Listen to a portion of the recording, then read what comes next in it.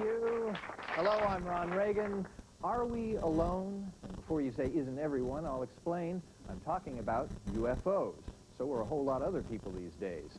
Interstellar travel may be lurking around the corner, and sooner or later, we'll have to decide, is something out there?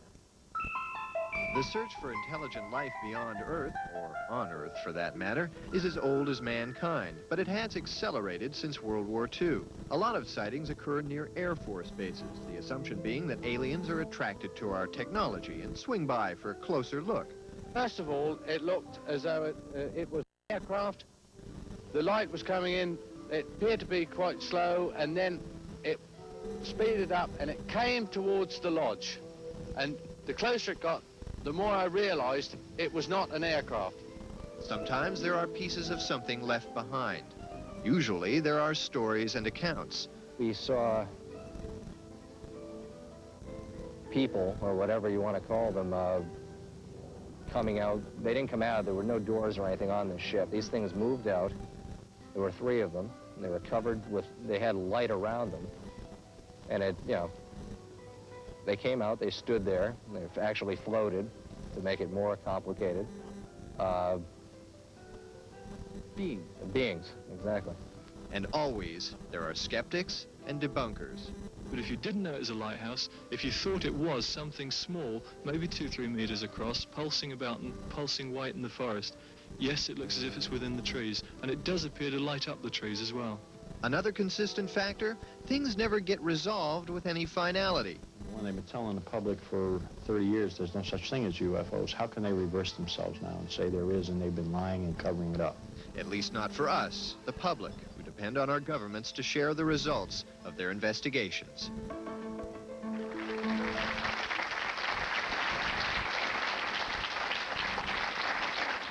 Welcome back. Our first guest, Stanton Friedman, a physicist who once worked on big government projects, thinks every administration since 1947 has covered up evidence of UFOs and lied about other data relating to UFOs and aliens.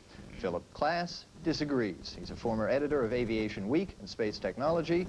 He would have put a UFO on the magazine's cover if he'd ever found one. Thank you for coming. Appreciate your being here. Welcome to the show.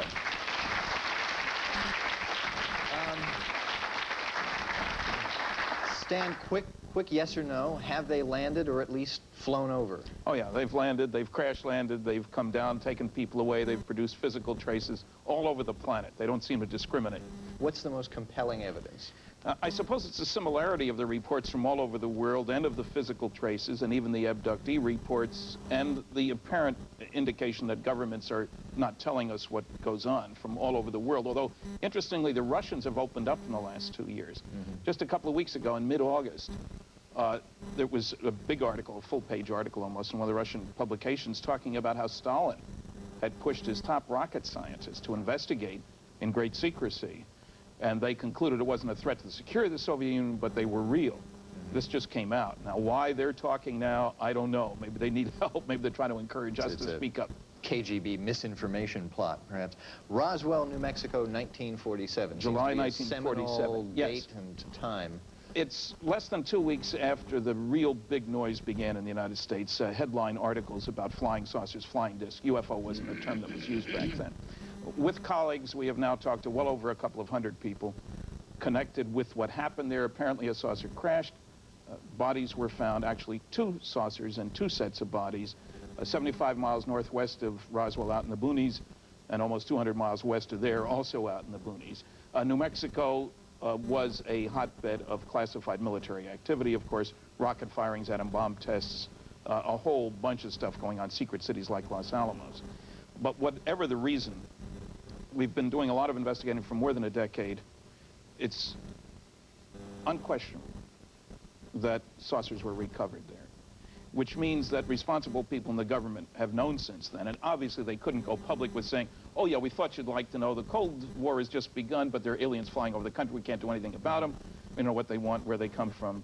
They couldn't have said that, not in the world circumstances. Phil, how unquestionable is this evidence? In 40-odd years of collecting UFO tales and reports, there is not, to my knowledge, a single physical artifact that Stan or anyone else can come up with, even video pictures, that they can hand to the National Academy of Sciences and say, we rest our case on this evidence. Evidence is more than physical evidence, though, right? I repeat my We'll get statement. into that Yes. in a moment. What's the most compelling UFO story that you've heard? You're a skeptic, of course. Yes, You don't believe that there is yeah, evidence, yeah. but you'd like to. I mean, Oh, I'm sure you'd indeed. love to have a UFO Everyone land would in your love. I'd love to backyard. have one land in my backyard. I'd love to be the first journalist to report, I touched one, I saw it, here is a photograph.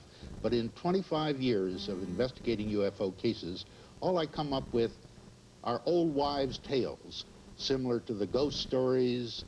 200 years ago, women in Europe He claimed they were knows that abducted. isn't But true. Two saucers land in New Mexico. They got Crashed bodies. in New Mexico, Where but- are those bodies? All right. We don't know. Some of them went to right field where they went. What we're dealing with here, you have to understand that we're not dealing with an open world in which, you know, I go to the government and say, hey, fellas, give me all the data on Roswell.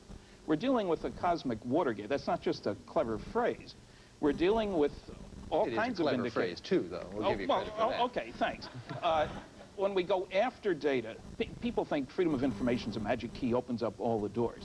It took me 5 years to get this released UFO document from the CIA. You can read 8 words on the document. Yeah. It took 5 years to get that after Date an and appeal. location, I think, are the two Yeah, words. even the we've got here. security This is- market. This is what you get when you go after the government for a secret Now, document. this is from the NSA. They're Looks the big remarkably boys like on the this block. one, yeah. Now, the important point here is that we're dealing with an annual black budget, not under congressional control, of the Pentagon, of over $34 billion a year, according to a Pulitzer Prize-winning reporter for the Philadelphia Inquirer. Not the National Enquirer, Philadelphia Inquirer. Important distinction. So, yeah. yeah, the NSA spends $10 billion plus a year.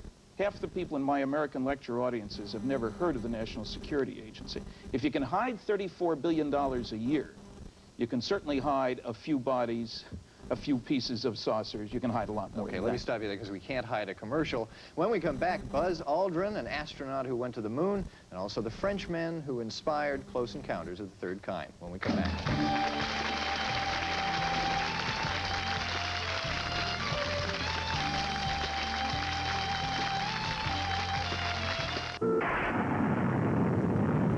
Secure for meteor interference, right now.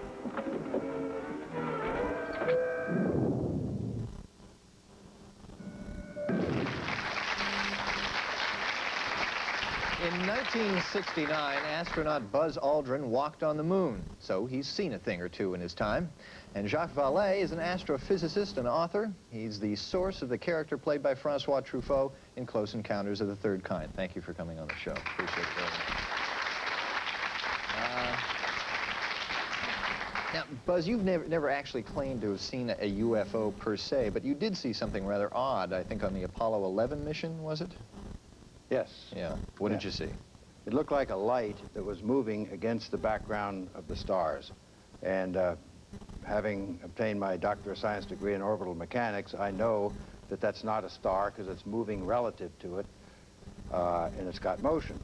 We had just shortly before separated from the third stage of the Saturn rocket to turn around and dock with the landing craft, and we're now connected with the landing craft and several hours further on toward the moon, the first day after having left Earth. And in order to dock with the lunar module, 4 very large panels come off. And they're not tracked at all, but they go off in different directions. The upper stage of the rocket is tracked by the Manned Spaceflight Network, so they know exactly where that is. Well, I looked at this and called it to the attention of Neil and Mike, and Fellow astronauts. right, Mike? along on the flight. And we took a look at it. That clear. And couldn't figure out what it was, but thought, well, gee, maybe that could be the S-4B. That's our third stage rocket. So we were aware enough of the public concern about unusual sightings, and you don't have to go to MIT to know that. It was not a smart thing to say to the ground, hey, Houston, Apollo 11 here, we got some light coming along with us, you know? We got a UFO up here. Right. Okay. We knew that that wasn't a good thing to Scratch say. the We mission asked right them where there, wouldn't they? We asked them where the S-4B was, and they said, well, wait just a minute, we'll check with the back room. Well, in a couple of minutes, they came up and said it was some 6,000 miles away, and we figured that was probably not what we were looking at. Any idea what it was? Any speculation? Yeah, it was one of the 4 panels. Uh-huh. If it was not the S4B. Had to be one But of those 4. Reflecting sunlight. Reflecting in sunlight, yeah. We could look at it with the sextant and focus it brightly and see an L shape.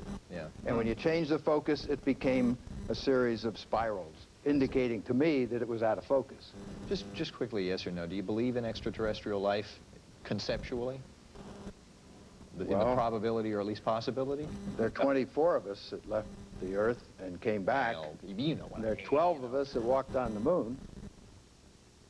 But how about things with, you know, like green and... Somebody originated someplace else. Yeah, exactly. Thank you.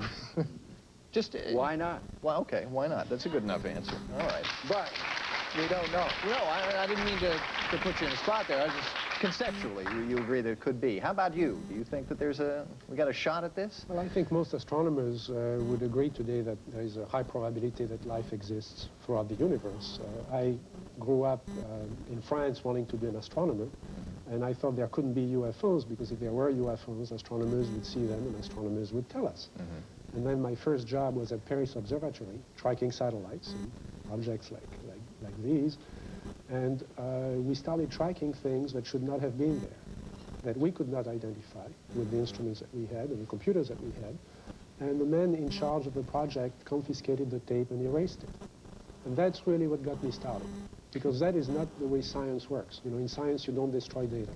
Now, do I have this correct that you think that UFO sightings are a social phenomenon?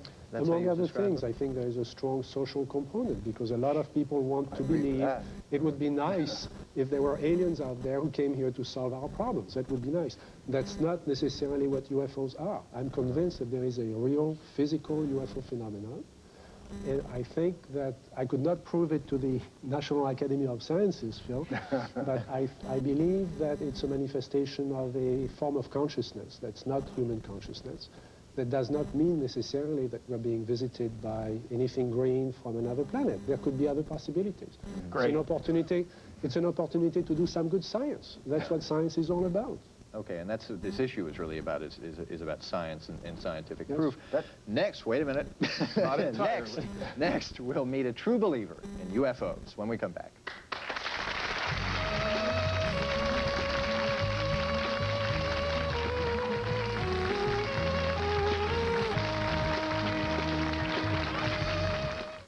I just can't stand this anymore.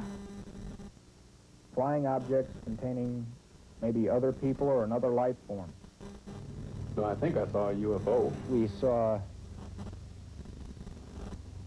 people, or whatever you want to call them.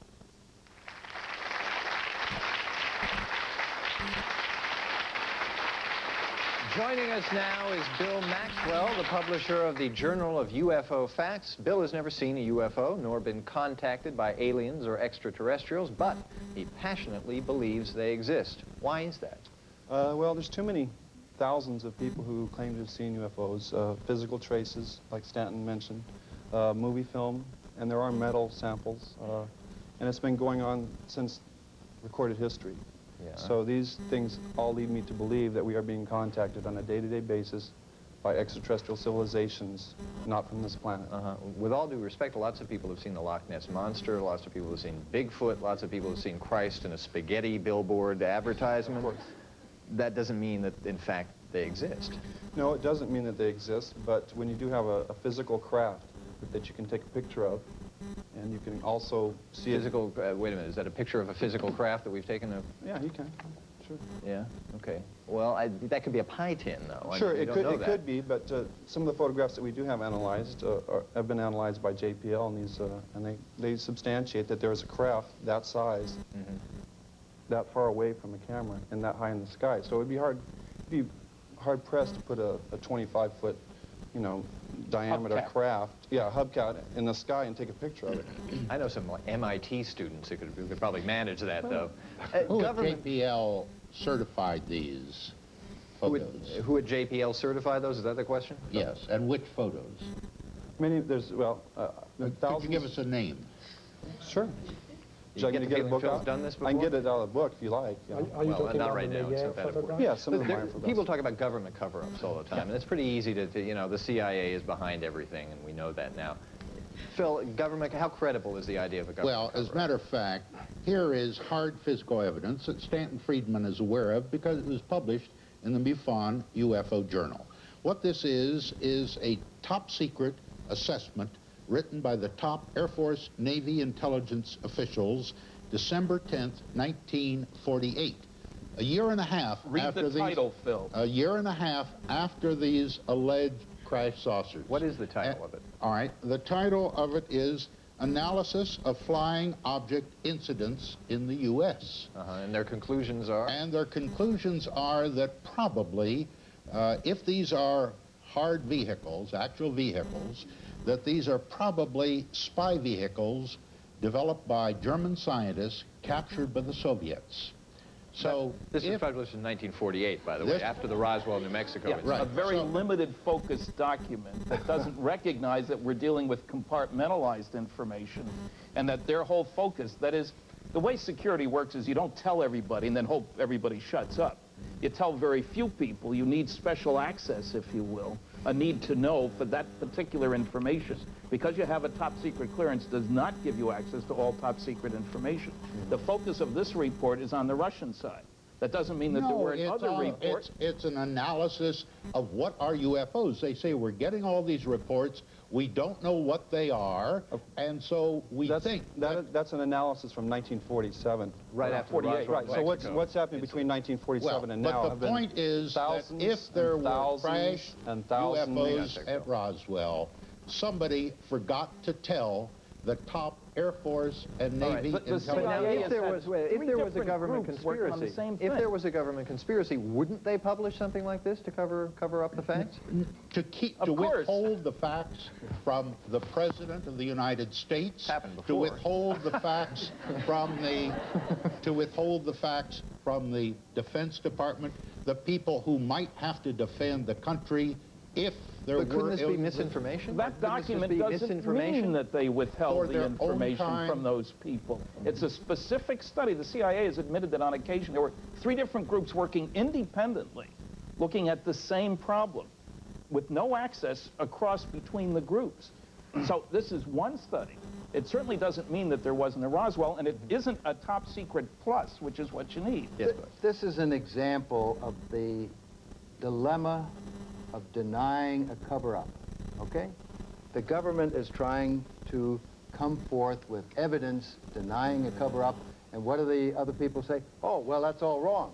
So whatever you come up with to deny that you're covering up something, somebody's always got another answer. Well, let me Can you imagine how many people would have been aware of some of these things and could have made fortunes by denying this hard evidence that is supposed to be there? Not if they didn't. They couldn't make the fortune if they didn't have a piece themselves. Let me put it to you this way. It is not up to Phil to prove that UFOs don't exist. It's up to you and everybody else to prove that, in fact, they do exist. Beyond a reasonable doubt. We can't do anything right now because we have to go to a commercial. We'll be right back after this.